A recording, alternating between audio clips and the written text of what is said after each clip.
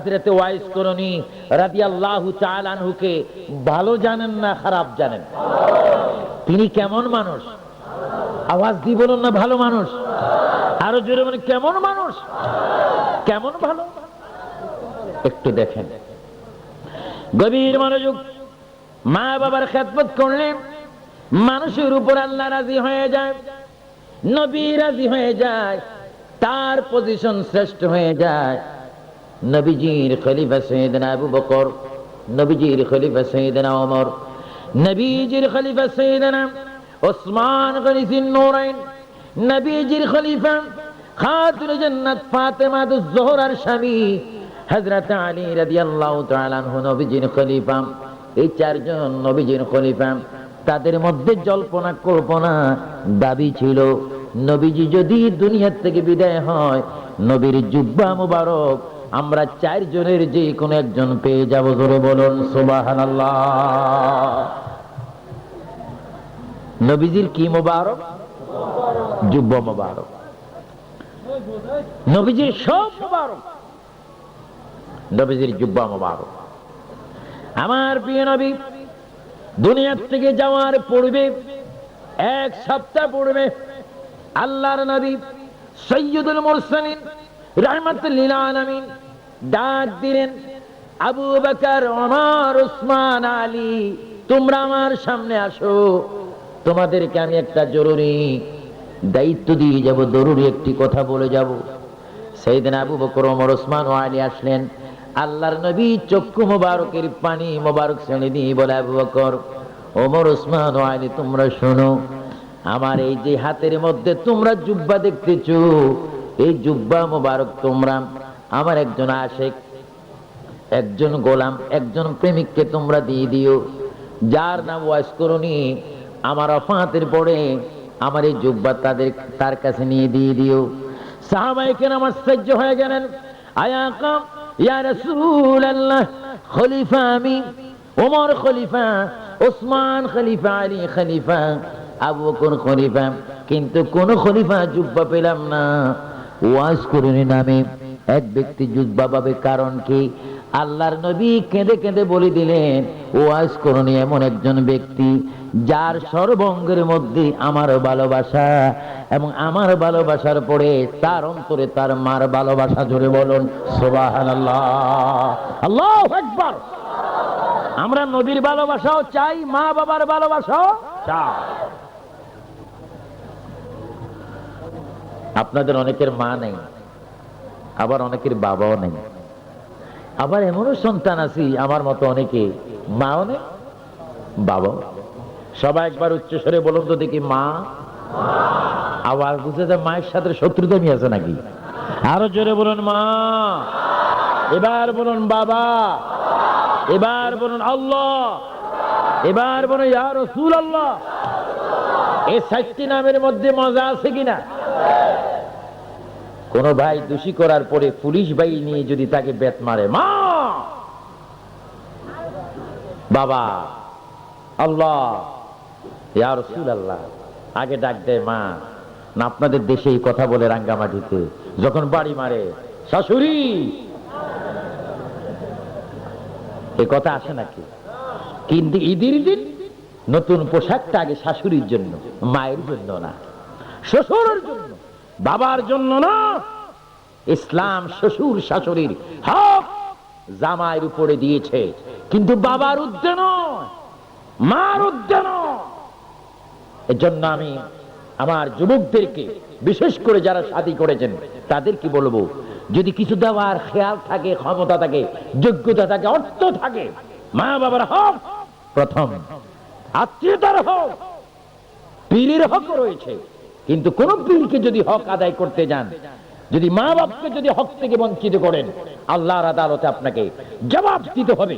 আহলে সুন্নাতুল জামাতের আকীদা হচ্ছে মা বাবার হক বড় হক। যেরকম সুবহানাল্লাহ। আমরা মা বাবার হক চাই কি চাই না?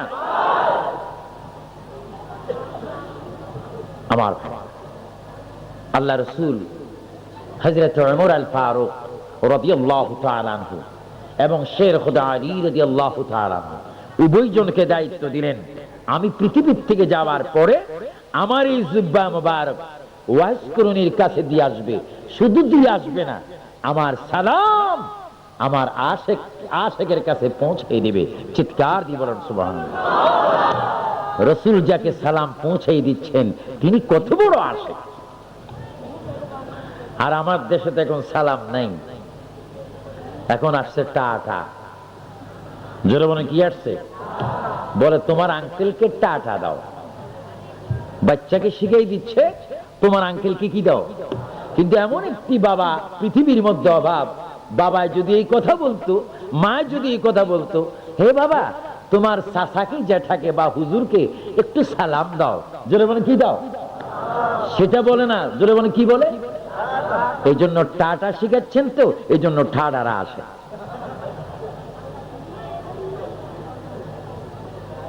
প্রিয় নবী সালাম দিচ্ছেন, হযরতে ওয়াসিফ।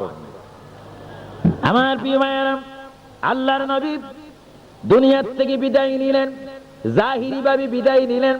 কেউ যদি বলেন বিদায় নিয়ে গিয়েছেন, নবীর ক্ষমতার নাই, এটা বড় গুনাহ হবে, কবিরা গুনাহ হবে। আমার নবী স্থানান্তর হয়েছেন দুনিয়ার উপর থেকে, তিনি মাটির নিচে গিয়েছেন। আমার ভাইয়ের এখানে ফয়সালা রয়েছে, দুনিয়ার উপর যেমন কোটি কোটি কোটি কোটি জীবিত মানুষ রয়েছে, তদ্রূপ কোটি কোটি নরনারী মাটির নিচে রয়েছে। আমার নবীর লকব হচ্ছে রহমতুল লিল আলামিন। নবী যেমন জীবিত ব্যক্তিদের জন্য রহমত, আমার নবী তেমন মৃত ব্যক্তিদের জন্য রহমত। আমার নবী পৃথিবীর উপর যেইভাবে জিন্দা, তিনি কবরের মধ্যে তার চাইতে আরো সুন্দর জিন্দা। জোরে বলুন সুবহানাল্লাহ। আল্লাহ নবী কি মরা না জিন্দা? আরো জোরে বলেন কি? তিনি আমাদেরকে দেখেন কি দেখেন না? এই ক্ষমতা তাকে দিয়েছেন কে? আল্লাহ। আল্লাহর নবী দুনিয়ার থেকে জাহিরি ভাবে বিদায় নেওয়ার পরে সাইয়েদনা ওমর আল ফারুক রাদিয়াল্লাহু তাআলা আনহু, হযরত আলী রাদিয়াল্লাহু তাআলা আনহু উভয়জন একসাথে সফর করে রাসূল পাকের জুব্বা মুবারক সের মুবারকের মধ্যে নিয়ে নিলেন। চুমা দিচ্ছেন সের মুবারক উপরে রাসূল পাকের জুব্বা মুবারক। গেলেন পাহাড়ের নিকটে, গেলেন গিয়ে দেখলেন কতগুলো ছোট্ট ছোট্ট রাখাল বাচ্চারা বকরি চড়াচ্ছে, দুব্বা চড়াচ্ছে। তাদের ওই মক্কার জমিনে তারা দুব্বা মেষ চড়াচ্ছে। সাইয়েদনা ওমর আল ফারুক ডাক দিয়ে বললেন, হে ভাইরা, তোমাদের কাছে একটি কথা জানতে চাই, এখানে ওয়াজ করি নামে কোন ব্যক্তি আছে কিনা? এই পাহাড়ের মধ্যে কেউ থাকে কিনা? আমাদেরকে একটু সন্ধান দাও। ওই বাচ্চারা বলে, হুজুর এখানে ওয়াজ করি নামে কেউ থাকেন সেটা আমাদের জানা নাই, কিন্তু এই জঙ্গলের মধ্যে একজন পাগল আমরা দেখি, সপ্তাহে একদিন সে বাইর হয় আর 6 দিন জঙ্গলের মধ্যে থাকে। সে কি ওয়াজ করি না আর কি আমরা জানি না। মানুষটা কি রকম? কত সুন্দর মানুষ, যেন চেহারার থেকে সূর্যের আলো বাইরে হয়। আরো জোরে বলুন সুবহানাল্লাহ। এখন যথেষ্ট পাগল পৃথিবীর মধ্যে আছে, বাদ গোস্ত মাছ সব চিনে, কিন্তু নামাজ বুঝে না। জোরে বলেন নামাজ, এটা বলে পাগল। আমার ভাইয়েরা, নামাজ পড়বেন, নামাজ পড়বেন। আত-তাহুর শাতরুল ঈমান, পবিত্রতা পরিচ্ছন্নতা ঈমানের অঙ্গ। পবিত্র থাকবেন। অনেক মানুষ আছে পবিত্র থাকে না, ফরজ গোসল আদায় করে না, ওযু করে না, খানা ভক্ষণ করে, নাস্তা করে, পরোটা খায়, সুখ খায় দুঃখ যাওয়ার জন্য, কিন্তু পবিত্রতা নাই। নাউজুবিল্লাহ বলেন, নাউজুবিল্লাহ। আমরা পবিত্রতা চাই কি চাই না? ইসলাম পবিত্রতা শিক্ষা দেয় কি দেয় না? হযরত ওমর ফারুক রাদিয়াল্লাহু তাআলা ওই বাচ্চাদের মুখে সুসংবাদ পেয়ে তিনি চলে গেলেন, হযরত আলীকে সঙ্গে নিয়ে গেলেন। পাহাড়ের দিকে যাচ্ছে, অনেক উপরে গিয়ে দেখেন সুন্দর একটি গড়, ছোট্ট একটি গড় দেখা যায়। তেমন মজবুত কোনো গড় নয়, ভাঙা, তেমন মজবুত কোনো গড় নয়। ওই গড়ের মধ্যে তিনি হযরত ওয়াইস করিনি থাকেন। হযরতে ওমর রাদিয়াল্লাহু তাআলা আনহু হযরত আলী গিয়ে দেখতে পেলেন ওই ওয়াইস করুনি যার কাছে তারা গেলেন, তারা গিয়ে দেখেন সেখানে তিনি নামাজ পড়তেছেন। আরো জোরে বলেন, কি পড়তেছেন? নামাজ পড়তেছেন। দেখে তারা দুজন সেখানে দাঁড়িয়ে আছেন। কিছুক্ষণ পরে হযরত ওয়াইস করণী যখন আসলেন, ওয়াইস করণী আসার পরে সালাম দিলেন। সাহাবায়ে কেরাম সালাম দিলেন, তিনি সালাম নিলেন। হযরত ওয়াইস করণী সালামের জবাব দিলেন। এবার হযরত ওয়াইস করণী গিয়ে হযরত ওমর বললেন, ও ওয়াইস করণী, আল্লাহর নবী রাহমাতুল লিল আলামিন আপনাকে সালাম দিয়েছে। এই কথা বলা মাত্র ওয়াইস করণীর চোখের মধ্যে পানি এসে গেল। পানি এসে যাওয়ার পরে তিনি প্রশ্ন করেন, আপনারা কারা? আমরা নবীর খলিফা। আপনার নাম কি? আমার নাম হযরত ওমর। আপনার নাম কি? আমার নাম হযরত আলী। আপনার নবীর কি? আমার নবীর খলিফা, নবীর সাহাবী। হযরত ওয়াইস করণী চোখের পানি ছেড়ে ছেড়ে চিৎকার দিয়ে সাহাবায়ে কেরামকে ডাক দিয়ে বলে, ওমর, হযরত আলী, আপনার বুঝি নবীর সাহাবী? আমার কেমন কেমন লাগতেছে। আমার দাঁতগুলা দেখেন, একটা দাঁত আমি রাখিনি। উহুদের ময়দানে নবীর দান্দান মোবারক শহীদ হয়েছে, এই পাহাড়ের মধ্যে আমি খবর শুনেছিলাম, কিন্তু কোন দাঁতটা ভেঙেছে আমি প্রকৃতপক্ষে বলতে পারি না। তাই এটা না ওটা, এটা না এটা বলতে বলতে নবীর এশকের মধ্যে 32 দাঁত আমি ভেঙে ফেলেছি। ধরে বলুন সুবহানাল্লাহ, আল্লাহু আকবার বলেন। একটা দাঁত ভাঙলে একটা কবিরা গুনাহ, একটা দাঁত ভাঙলে ইচ্ছা করে একটা কবিরা গুনাহ। আর সেখানে ভাঙলেন কয়টি? গুনাহ কয়টা করলেন? 32টি। পাইলেন কি? জুব্বা। আর জোরে বলেন, পাইলেন কি? এটা কি নবীর বিরোধী না মুহাব্বত? আরো আওয়াজ দিয়ে বলুন না রাঙ্গামাটির ভাইয়েরা, বিরোধী না মুহাব্বত? আমরা নবীর মুহাব্বত চাই কি চাই না? আমরা মিলাদুন নবী মাহফিল করি কি নবীকে শত্রুতা আমি করি না মুহাব্বত করে? আমার হযরত ওয়াইস করণী কেন্দে দিলেন। কেন্দে দেওয়ার পরে হযরত ওমর চোখের পানি ছেড়ে বলে, হে ওয়াইস করণী, আপনার হাত মোবারক একটু আমার সামনে দেন। আপনার হাতের জন্য আল্লাহর নবী একটি কথা আমাকে বলেছেন, আমি দেখি। হযরত ওয়াইস করণী ডান হাতটি যখন দিলেন, ডান হাতের তালুর মধ্যে দেখতে পেলেন লেখা রয়েছে চামড়ার মধ্যে, মিম হ্যাঁ মিম দাল মুহাম্মদ। জোরে বলুন সুবহানাল্লাহ। সাহাবায়ে কেরাম চুমা দিলেন। চুমা দেওয়ার পরে হযরত ওয়াইস করণী কি প্রশ্ন করলেন, হে আল্লাহর বান্দা ওয়াইস করণী, আপনাকে প্রশ্ন করতে চাই, নবীর যুগে তো আপনি ছিলেন, কিন্তু নবীর দরবারে আপনি কোনোদিন যাননি, কেন আপনি যাননি? কি জিনিস আপনাকে বাধা দিয়ে রেখেছে, কেন আপনি যাননি? হযরত ওয়াইস করণী প্রথমটার জবাব দিচ্ছে, হে সাহাবায়ে কেরাম, আল্লাহর কসম দিয়ে বলি, রাসূল যদিও মদিনায় থাকতেন, রাসূল যদিও মক্কায় থাকতেন, আমি ওয়াইস করণী প্রতিদিন আল্লাহর নবীকে আমার ঘরের মধ্যে দেখতাম। আরো জোরে বলুন না সুবহানাল্লাহ। রাসূল হযরত ওয়াইস করণী ঘরে থাকতে পারে কি পারে না? আরো জোরে পারে কি না? শুধু তাই নয়, আপনি যদি ইমানদার হন, আপনি যদি নামাজি হন, আপনি যদি রোজদারি হন, আপনি যদি আল্লাহওয়ালা হন, আপনি যদি শিরিক না করেন, আপনি যদি কবিরা গুনাহ না করেন, আপনি যদি কোরআন শরীফ তেলাওয়াত করেন, আপনি যদি প্রতিদিন আল্লাহর নবীর উপর দরুদ শরীফ পড়েন, কোরআন শরীফ বেশি বেশি পড়েন, আপনি ইমানদার হয়ে যাবেন। আল্লাহ রাসূল বলেন, তুমি যদি ঈমানে কামেলে মুকাম্মেল হয়ে যাও, যেই দিন তুমি মরে যাবে, পৃথিবীর কোন মানুষ তোমার নামাজে জানাজায় আসুক বা না আসুক, আমি মদিনার থেকে যাইয়া তোমার নামাজে জানাজা পড়িয়ে আসি। আরো জোরে বলুন না সুবহানাল্লাহ। রাসূল পাক আমাদের নামাজে জানাজায় আসুক, এটা আমরা চাই কি চাই না? এটা জিকির করেন, সুবহানাল্লাহ ওয়ালহামদুলিল্লাহ, গরম খা, সুবহানাল্লাহ ওয়ালহামদুলিল্লাহ, ইল্লাল্লাহ একটু জোরে, সুবহানাল্লাহ ওয়ালহামদুলিল্লাহ, লা ইলাহা ইল্লাল্লাহ, লা ইলাহা সুবহানাল্লাহ,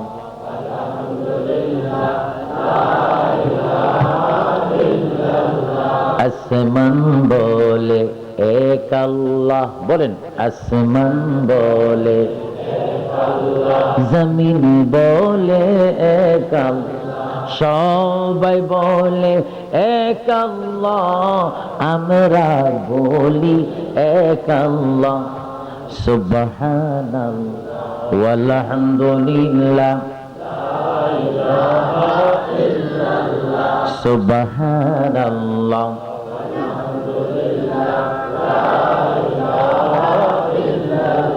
লা ইলাহা লা ইলাহা।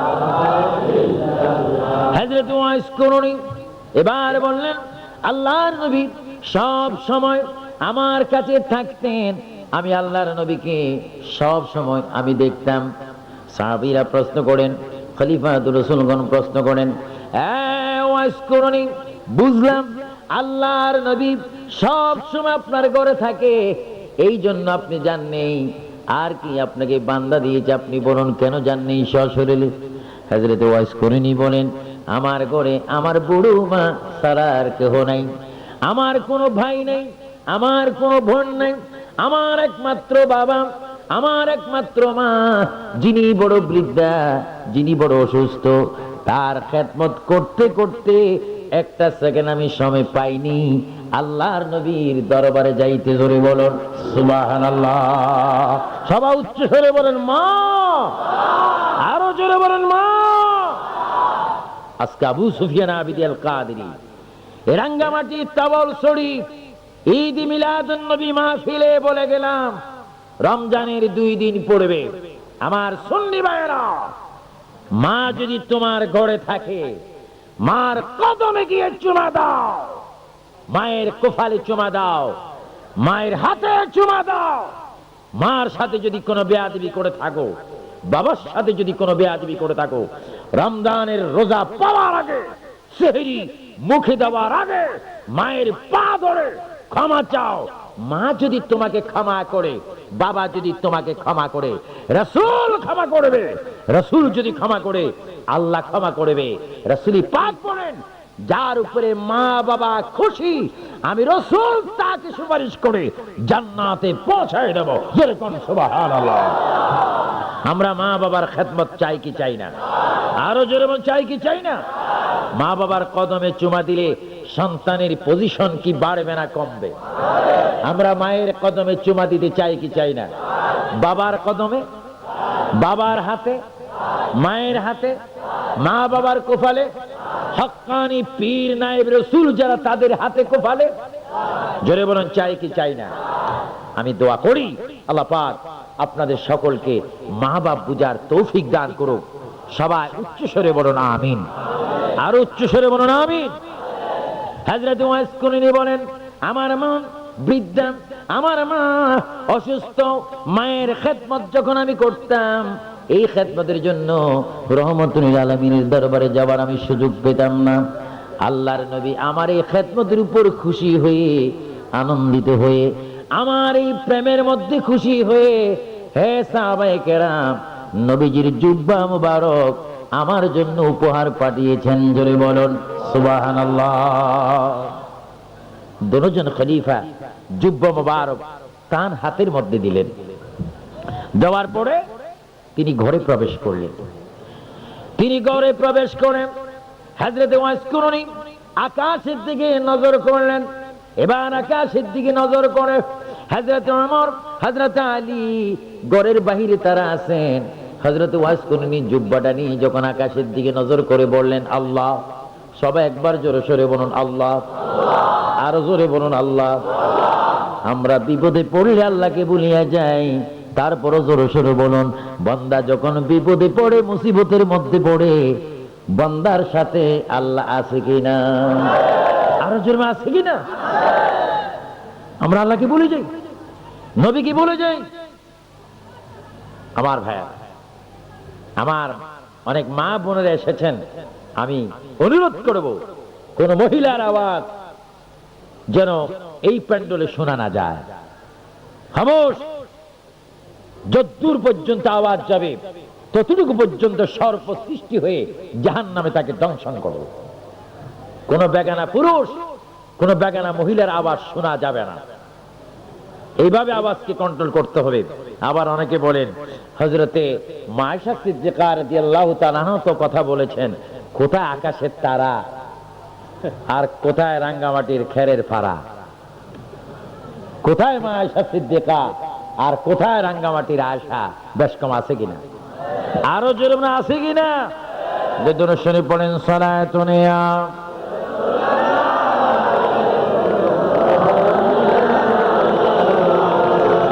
জোরে জোরে পড়ুন সালাতুনিয়া।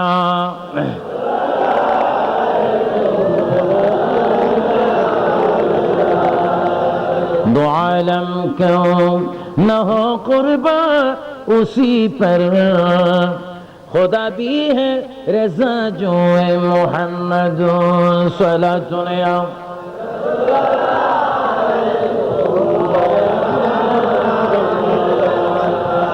मदीना को पहुंचा दे खुदाया, बहाऊंगा वहां सो कदरिया सलातुन।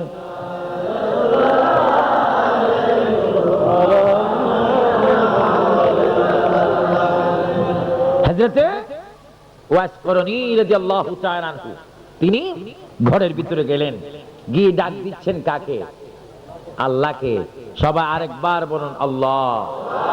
গুনাহ মাফ হবে, গুনাহ মাফ হবে। আবার বলুন আল্লাহ। হযরতে ওয়াস করনী ডাক দিলেন, আল্লাহ তোমার হাবিব আমার জন্য জুব্বা মোবারক পাঠিয়েছেন, আল্লাহ আপনি বলেন আমি কি জুব্বা গায়ে দেব? সুবহানাল্লাহ। অনুমতি চাচ্ছেন কার কাছ থেকে? কি পড়ার জন্য?